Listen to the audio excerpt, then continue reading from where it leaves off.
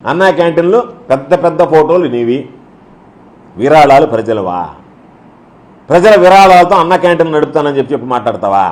ఎవరు ఏ శుభకార్యాలైనా సరే, మీ పెళ్ళిళ్ళైనా సరే, లేదు మీకు సంబంధించినటువంటి పుట్టినరోజు వేడుకలైనా సరే, ఏదన్నా దినాలైనా సరే, ఏది జరిగినా సరే మీ కుటుంబాల్లో ఆ రోజు అన్నా క్యాంటీన్ దగ్గర భోజనం పెట్టండి.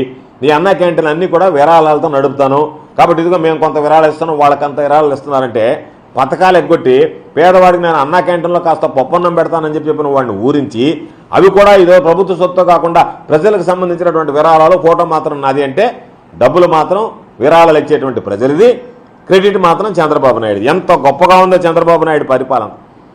ఈరోజు చంద్రబాబు నాయుడు స్వాతంత్ర దినోత్సవం రోజు మనం కూడా చూసాం, చాలామంది మంత్రులు ప్రకటించారే ఆగస్టు 15వ తేదీ ఉచిత బస్సు ప్రయాణం. చాలామందికి తెలిసి ఉంటుంది పాపం ప్రజలకి, ఆగస్టు 15వ తేదీ నుంచి ఉచిత బస్సు ప్రయాణం. పాపం నెల్లూరు జిల్లాకు సంబంధించినటువంటి శాసనసభ్యులు కొంతమంది అయితే పెద్ద పెద్ద గ్రాఫిక్ ప్లేట్లు కూడా రిలీజ్ చేశారు సోషల్ మీడియాలో. 15వ తేదీ నుంచి ఉచిత బస్సు అని. కొంతమంది అయితే 15వ తేదీ నుంచి ఉచిత బస్సుతో పాటు తల్లికి వందనం అన్నారు.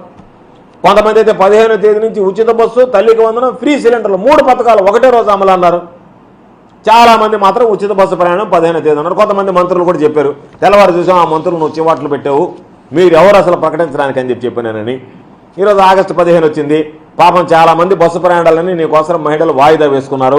15వ తేదీ నుంచి చంద్రబాబు నాయుడు ఉచిత బస్సు ప్రయాణం కాబట్టి ఈ రోజు అయితే డబ్బులు కట్టాలి కాబట్టి ఒక 2-3 రోజులు ఆలస్యమైనా పర్వాలేదని చెప్పి 15వ తేదీ వచ్చింది, ఉచిత బస్సు రాలేదే. తేదీ వచ్చింది కానీ బస్సు రాలేదే.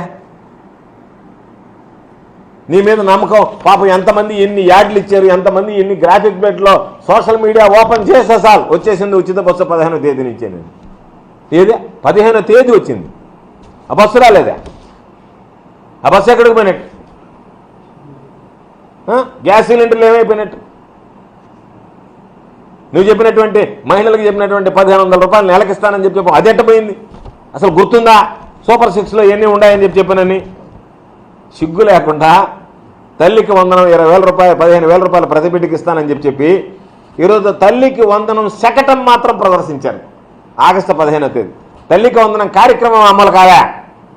ఆగస్టు 15వ తేదీ తల్లికి వందనం కార్యక్రమాన్ని గురించి ఏమీ మాట్లాడకపోయినా తల్లికి వందనానికి సంబంధించి అమలు కానటువంటి పథకానికి సంబంధించినటువంటి శకటాన్ని ప్రదర్శించినటువంటి గొప్ప అనుభవజ్ఞుడు, పరిపాలనా దక్షుడు ఎవడన్నా ఉన్నాడంటే అది మాత్రం చంద్రబాబు నాయుడు గారే అని చెప్పాలి.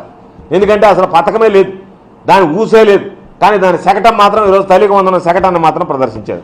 రైతులకు 20,000 అన్నాడు. మేమనేది ఆ రైతులకు 20,000 ఈ అమ్మఒడి అనేటువంటి కార్యక్రమం నువ్వు చెప్పిన తల్లికి వందనం పేరు మారినా ఇవి గతంలో జగన్మోహన్ రెడ్డి గారి ప్రభుత్వంలో ఇచ్చినాయి.